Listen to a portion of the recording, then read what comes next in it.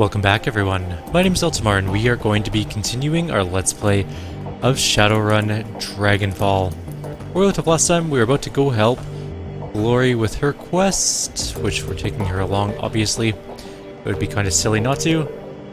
We're going to Harrow's compound. Actually we are going to go there, but we're going to make a hard save.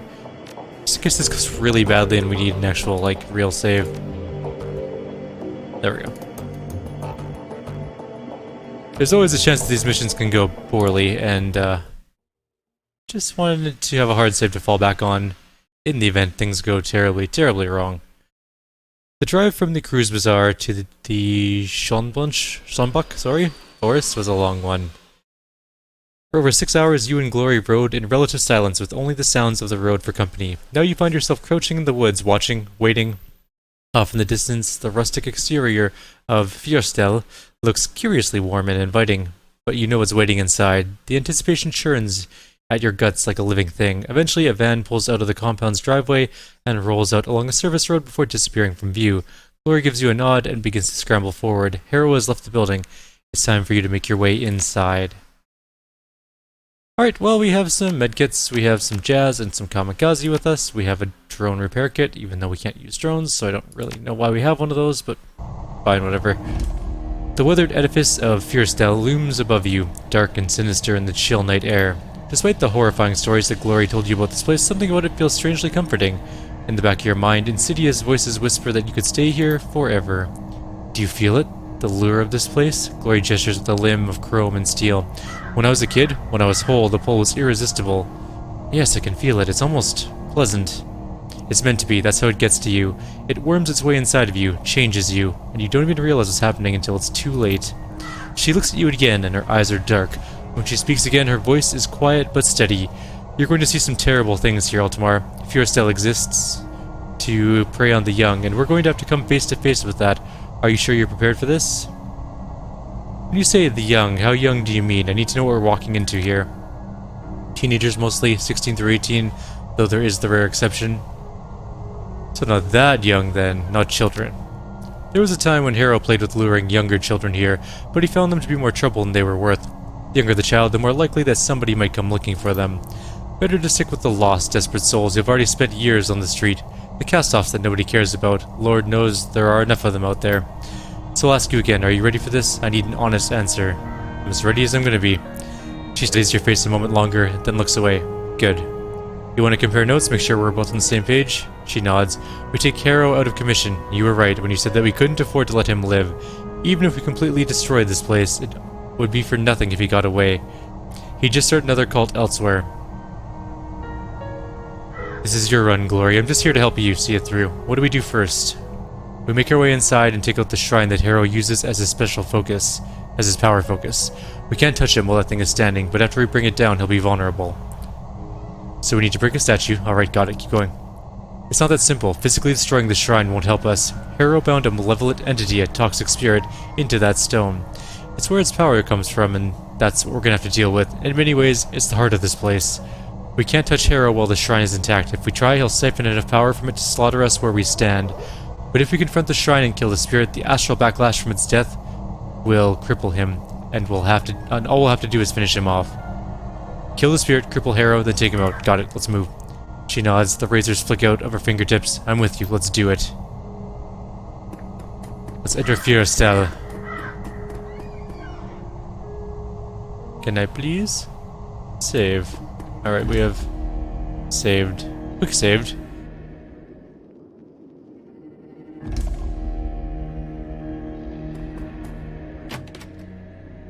Nobody around yet. There's some doors. That door's locked.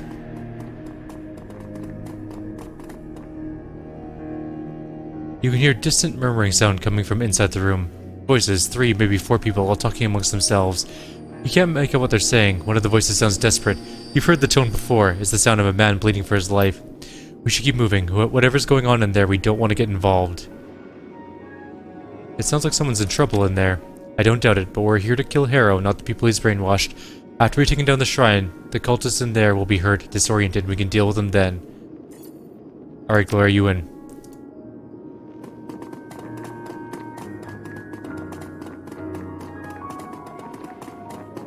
That's another door, and another door. And another, there's a lot of doors in this place. Okay, there's a van here. Glory pauses at the side of the van. She traces the side of it with a claw. I remember cruising the back alleys of Tübingen, looking for kids in need of help. The bait girls, Marta and the others like her, would offer them money or food or drugs or sex, whatever it took to get them into the van. And once they piled in, Harrow and I'd be waiting to greet them. I remember so many nights like that, she frowns. I remember how much I used to enjoy it. Coming back here shows integrity, Glory. Most runners that I know of would not have done what you're doing tonight. Left to my own devices, I probably wouldn't have. You pushed me to do this, to find some semblance of redemption. I owe you for that. You don't owe me anything. She shrugs. Tell yourself whatever you like. We both know the truth. Come on, let's keep moving.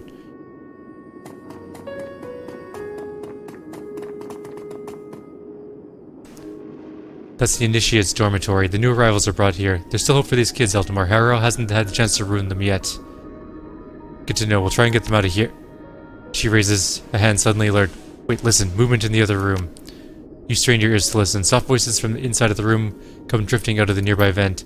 You hear a woman's voice. The sound is crisp and smooth and sweet, and it instantly puts you at ease. Calm now, dear. It's probably nothing. No need to worry yourself. We're so far off the beaten track, we don't get a lot of visitors. Out of the corner of your eye, you can see Glory's back stiffen. She flinches as though she's been stung. Another voice, high-pitched and pleading. An adolescent boy. What if it is someone? What if the bad people have found us? What if they followed me here and they've come too? The female voice cuts in, soft and comforting. Well, then we'll send them away. You're perfectly safe here. You have to believe that.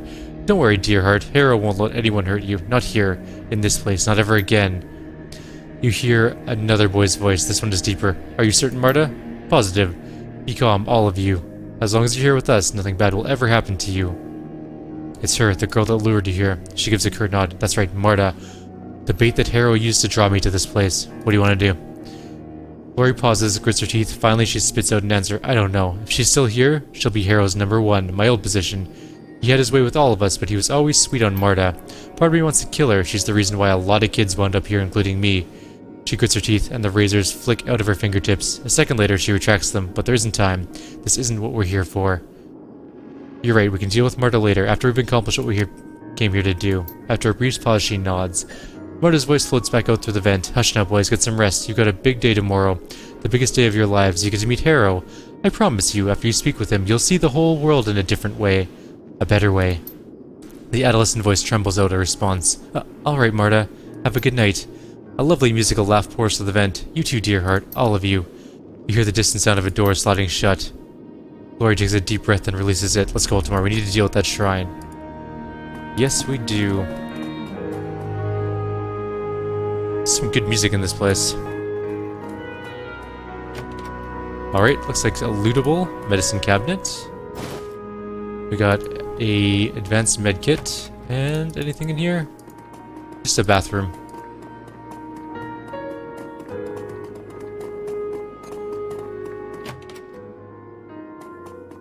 There's a refrigerator. What it has in it. As you open the refrigerator, a whiff of ammonia sticks in your nostrils. Watery light glints off the door's polished interior. The fridge is stacked full of large plastic bins, all tightly sealed and neatly labeled. It's hard to tell through the opaque plastic, but they appear to be full of meat. What's in them? The first thing that hits you is the smell. The meat in here is beyond rancid. White mold frosts the sides of the bin, and it's all you can do to keep from gagging. As you rush to put the lid back on, you recognize a familiar shape in the rotten meat. A mangled human hand.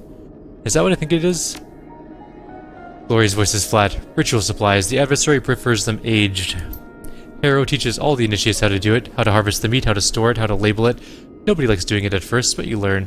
In the end, it doesn't bother you anymore. I get the picture. I've warned you that you'd see things here that you didn't, or that you see things you didn't want to in here. We weren't lying. Come on, let's keep moving. It's just a little human meat. Clearly, they never played RimWorld. Alright, there's a terminal and a large book. Let's start with the book. An ostentatiously large tome sits cradled on the pedestal. The paper is robust and fibrous, and the binding has been expertly stitched. A steel plate running along the book's spine anchors it to the pedestal. Gloria stares down at it, frowning. Harrow's manifesto, the handcrafted line of bullshit that he feeds to his initiates. We all ate it up with a smile, and came away convinced that he was a genius. She leafs through the pages with an articulated finger. It looks like she's expanded it over the last few years. It's at least twice as thick as when I lived here. Maybe there's something in it we can use. I wouldn't want to hang around long enough to find out. This is Harrow's personal library. He used to experiment in here. There were dangerous things in here, Eltimar. Sick things. I was never allowed in this room without Harrow. Nobody was. He said it was for our safety, and I think he was telling the truth. She pauses. I feel uneasy being in here. I don't want to stay any longer than we have to.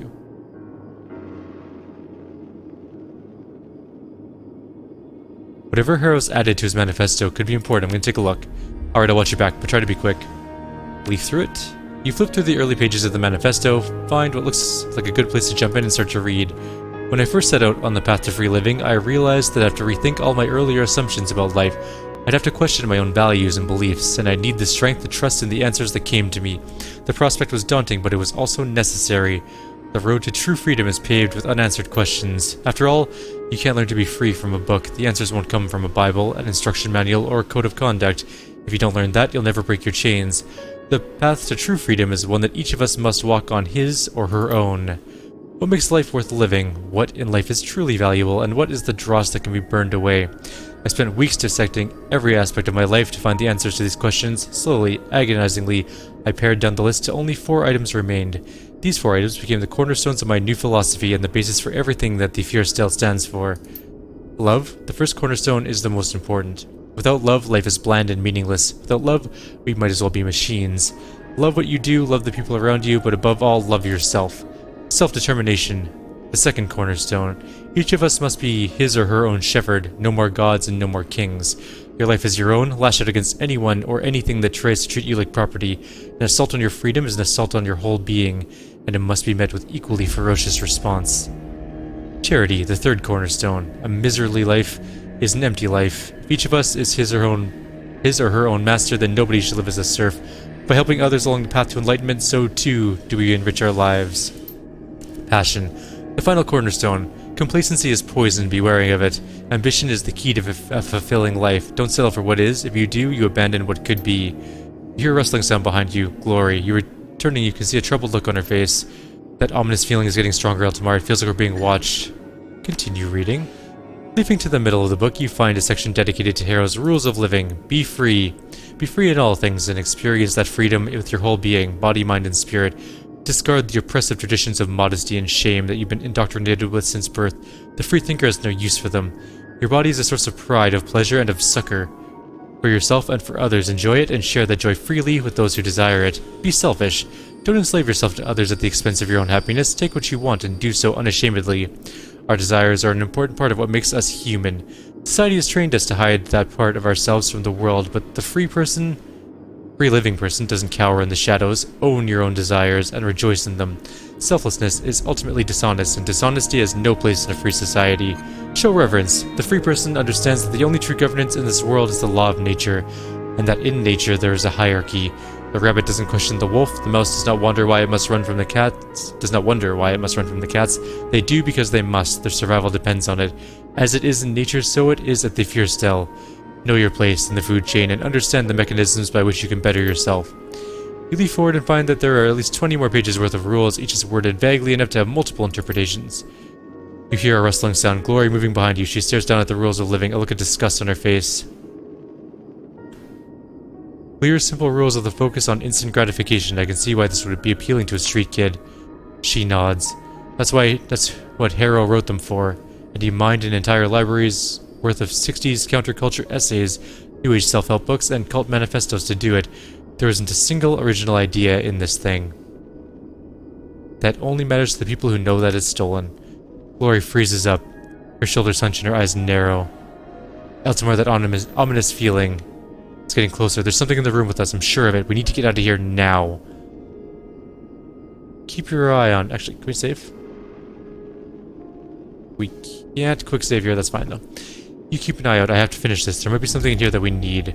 The final pages of the manifesto devolve into semi-cohesive rants about anarchy, social Darwinism, free love, and the Horned God. You've seen this kind of thing before. Harrow's philosophy is collapsing under its own weight. Unfortunately, none of his cultists seem to have caught on to that fact. Done. This philosophy of Harrow's really starting to break down. Glory lets out a startled cry, cutting her sentence short. Out of the corner of your eye, you see her wheel to face something behind you. All at once, the room fills with a slaughterhouse smell. A smell like bile and blood and feces, the stench of an abattoir. As you turn, you catch sight of something sliding into the world. It looks like a charred man, with a pair of tortured faces where its shoulders should be. The thing burns like a Roman candle, spitting white-hot sparks in a fiery plume. An oily substance runs between its dangling legs and splatters onto the floor. Where those drips land, they burn. Eltimar, look out!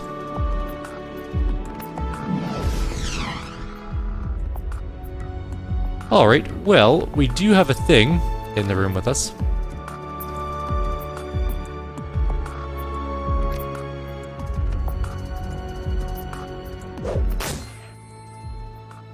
And then we're also... Was that both of our AP? It was. Okay. Well, that was a really unfortunate shot that did almost no damage. Jesus. Over 50% chance to hit? No dice. Adrenal pumping up, and we're gonna go in and slash this thing. Or not. There we go. It's almost dead.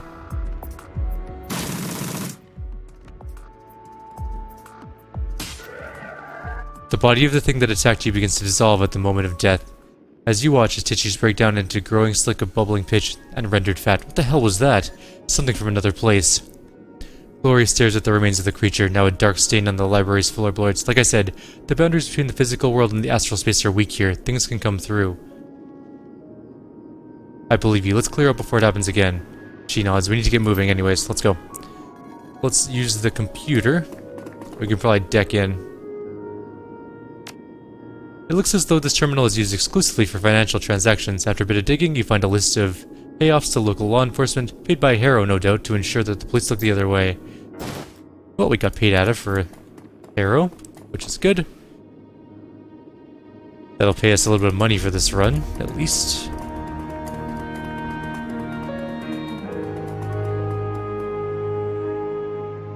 The doorway shimmers with a faint red light. As you approach the door, you can feel a squirming sensation in the back of your skull.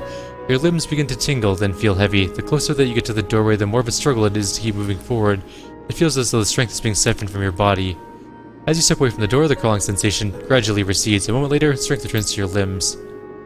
Glory stares into the light, frowning. The shrine room is through here, but this barrier wasn't here before. Harrow must have warded the doorway after I ran. How do we get through? The ward is like a lock. There must be a key. A grimace crosses her face. I know who has it. There's only one person that Harrow would offer it to. Marta. She nods. It looks like we're gonna have to confront her after all. The razors flick out of her fingers. Let's go. Alright, Marta it is. Marta's in this room with the newbies.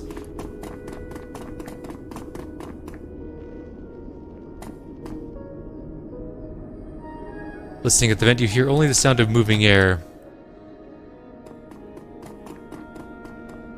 The initiate closest to the door whips his head up to look at you. He takes a stutter step backward in alarm, then opens his mouth to cry for help. You don't want to do that. Glory looks deep into the initiate's eyes, transfixing him. We're not here to hurt you. We're friends of Harrow's. Don't bother calling Marta out here. We're just gonna go in there to have a word with her. The initiate eyes you nervously. His gaze flits to Gloria, then falls to her cyber limbs. He swallows. Yeah, okay. Takes a step back. You do that. Thank you.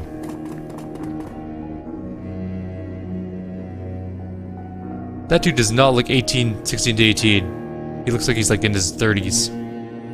Marta is just on the other side of this door. However this goes, we're gonna have to move quickly afterwards. If she dies, Harrow will know it, and I don't trust her to keep her mouth shut if she lives. So we take the key to the shrine room, break through the ward, and confront the spirit. Are we clear on that? Crystal, let's do this. She's an elf. I was not expecting that, actually.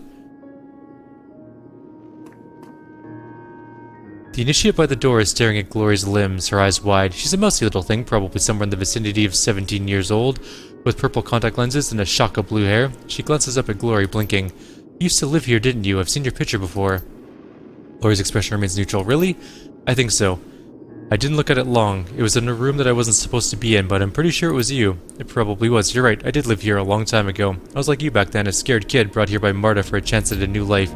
I like Marta. She's so nice. I always feel safe when I'm with her. Most adults are not like that. They either don't notice you or they do for the wrong reasons. But Marta, she cares about us.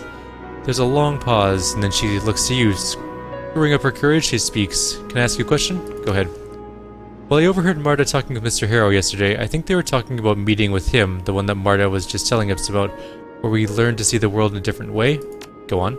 Well, I couldn't really hear the whole conversation, it was all muffled, but what I could hear was kind of weird. Mr. Harrow said something about a shrine, then it sounded like he changed the subject, because he started talking about dinner, something about chopping up meat. Well, Marta got really upset and said they're too new, they're not ready, make the older ones do it, stuff like that. But then Mr. Harrow said some other things, and then she calmed down again. When she left, she was smiling. So I was just wondering, do you know what they were talking about?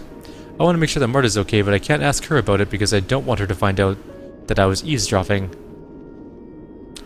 I think I know what Harrow has planned for you. Have you ever opened the fridge in the other room? No, why? Is that where we're gonna make dinner? Glory cuts in, her voice is gentle. I wouldn't worry about it. We'll make sure that Marta is okay. Alright, but don't tell her that I told you, please. Don't worry, we won't. How long have you been here, by the way? Almost a week. She shuffles her feet, eventually looks up with a small smile. It's wonderful. Of course it is. So much nicer than living on the street, isn't it? Glory's face is kind, but her tone is one of incredible sorrow. You be good, sweetie. Don't you worry, we'll take care of Marta. The girl smiles sheepishly and steps back. As you pass her on your way to the door, Glory shoots you a sidelong glance. It's like I thought, things have changed in the past few years. How so? Back when I lived here, Harrow would never have let such a fresh convert prepare a sacrifice. He'd wait until she was in so deep, until she felt so indebted to him that she couldn't turn tail and run. It was a rule, you let newcomers get settled for a month, maybe two, before teaching them the more unsavory aspects of cult life. Even then, you'd start them off slow. The first lessons would use pork or chicken, never human meat. That didn't come until much later. Indoctrinating a new recruit after a week is risky as hell, and he never would have done that when I lived here. Maybe he's getting cocky. Maybe, or maybe he knows for a fact they won't run away. The Shrine's influence won't let them. Either way, it's a sign of something. Harrow is getting lazy, letting his captive spirit do the heavy lifting for him. What's this mean for us? I'm still working on that, but I don't think that the Shrine is just a tool for Harrow anymore. I think that he relies on it. He's using it as a crutch. She cocks her head slightly, a thoughtful expression on her face. I think that he's let himself become dependent on the damn thing. That girl is never going to do what we saw back in that kitchen. We won't let that happen. She nods, a fierce look in her eyes. On that we are agreed. Alright, saving again, and we're gonna go talk to Glory. Or not Glory. Glory's who we're with, Marta. The woman in this room is lovely. Full lips contrast artfully with her fine elvish features, and a tumble of fire-red hair spills down over her shoulders. Beyond her physical beauty, there's something inherently approachable about her. She exudes an almost palpable aura of kindness and warmth. Marta, Glory's old lover, the lure that Harrow used to draw her and so many others to Fearstoll. She looks up with a start at the sound of your approach. Her eyes go wide at the sight of Glory. As she takes in her cyberware, her mouth falls open to horror. Glory? Yes, Marta, it's me. Glory's voice is cold. It's been a long time. It has. Marta swallows. The horrified look hasn't left her face. Glory, what have you done to yourself? What I had to do. I got out, Marta. This was the only way. Oh, Glory. All at once, the horror on Marta's face is replaced with an expression of profound sorrow. I am so sorry. Marta steps forward and her arms extend to wrap Glory in a hug. All at once, something in Glory's face changes. Her skin goes from pale to pallid, and her breath becomes ragged. She takes a step back and raises her claws in a defensive posture. Her voice frosts over with cold rage. Don't you touch me. You're one of Harrow's creatures, and you always were. Marta stops short. One of his creatures, Glory? What are you talking about?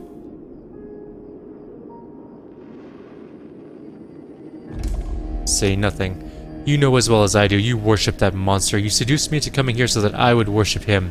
If you hadn't found me, if you hadn't baited me, none of this would have happened. None of what? I haven't done anything.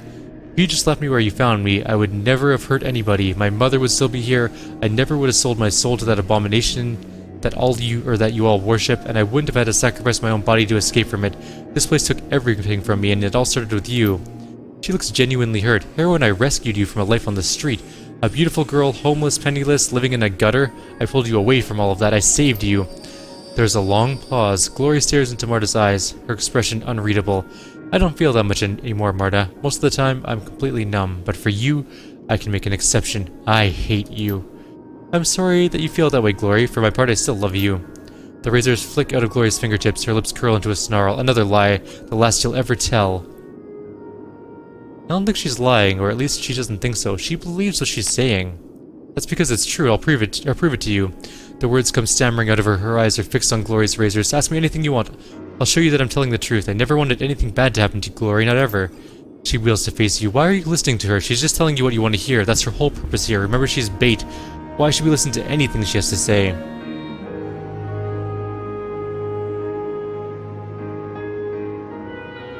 Knowing how the shrine is affecting her mind might help us, Glory. She fumes at you, but only for a moment. You might be right. Marta looks from you to Glory, a confused expression on her face. Her voice goes quiet. There's nothing wrong with my mind, Glory. I don't even understand what the two of you are talking about. No, of course you don't. She fidgets in agitation. I understand your interest in learning more about this Eltimar, but we're wasting time. We need that key. If Harrow gets back here before we dealt with that shrine, we're fucked.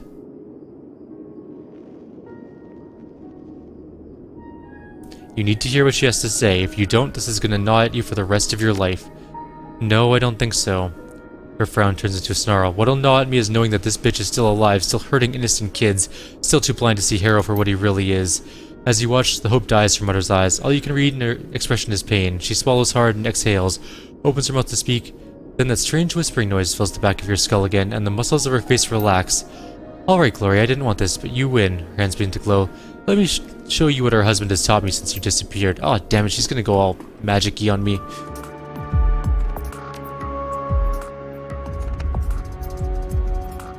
We need to adrenaline up.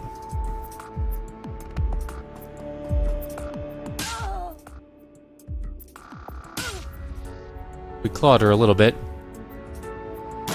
You know what, I'll take a 31% chance to hit.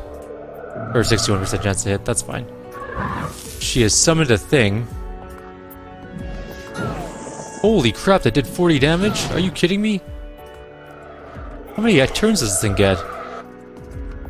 Okay, those ones are all running away at least. Okay, Glory's gonna heal herself, because damn. She's an advanced one.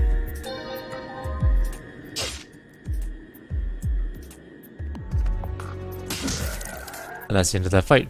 Glory stands staring down at the red ruin of Marta's body. Her eyes flit down to her claws, an expression of growing horror creeps across her face. You okay? It takes her a long time to respond. Her voice is choked with long dormant emotion. No, I'm not. She deserved to die. Remember what she did to the other kids here, to you. She snarls out in answer, her face is flush red. I know, I haven't forgotten anything. To your astonishment, you can see that her eyes are welling with tears. Glory. All at once, the blood drains from her cheeks. She wipes the water from her eyes with a cold metal hand. Save the consolation speech. I'm over it. Her voice is frigid, dead. We got what we came here for. Let's go finish this. Alright, Glory. Well, we tried to save Marta, but it did not work out that way, unfortunately. She was a summoner, and she did have some very powerful magic. That thing that she summoned hit Glory for like 50 damage, which is a lot.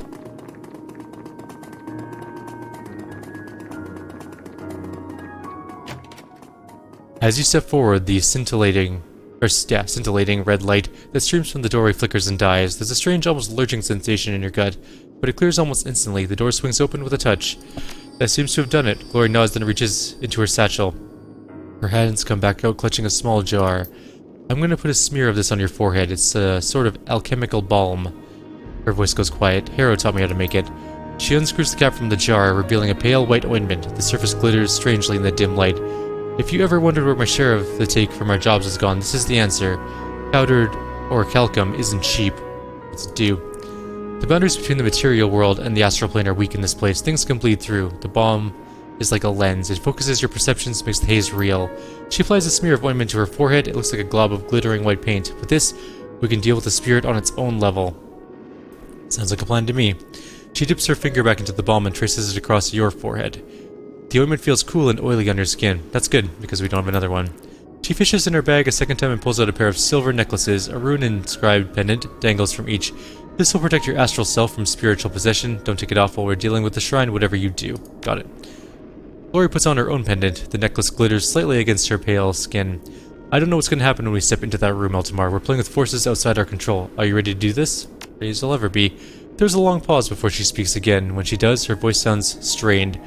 At the very beginning of this, we both agreed that Harrow needs to die. I still want that. I want to bury my claws into his belly and pull out his entrails for what he did to me, and to all the other kids like me. But from what we've seen here tonight, I suspect Harrow isn't the real power here anymore. Explain. I think that when Harrow started using his shrine, he handed the spirit trapped inside of it the keys to the kingdom. The bastard might think that he's in charge here, but he isn't. Not anymore. He's a servant, just like everybody else. The only difference is that he doesn't know it. Interesting. What this means for us is that we shouldn't have to kill Harrow to put an end to all this. I don't think that he'll be much of a threat on his own. Not anymore. If we can manage to purify the shrine rather than killing it, it'll withdraw from the cultist's mind willingly. We can save them. I think that if we purify the spirit, Fearstoll will die. We'll save all the kids and the nightmare will end. If you feel that strongly about it, we can shift our focus to rescuing the kids instead. This is your run, Glory. I'm here to help. Thank you, Eltimar. I hate you did the wrong thing here. Let's put an end to all of this. We heal the spirit, then the cultists. We send Harrow running and shut this place down. That's the plan. Let's do it. How do we heal the shrine?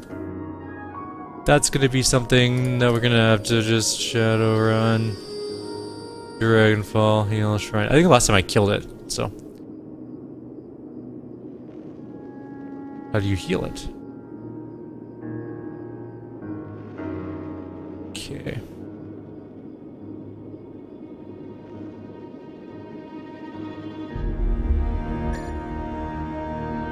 Oh well, we'll figure it out. I'm sure we'll wing it. Alright, the shrine is here. As you approach the shrine, a chorus of high, sibilant voices fill the air.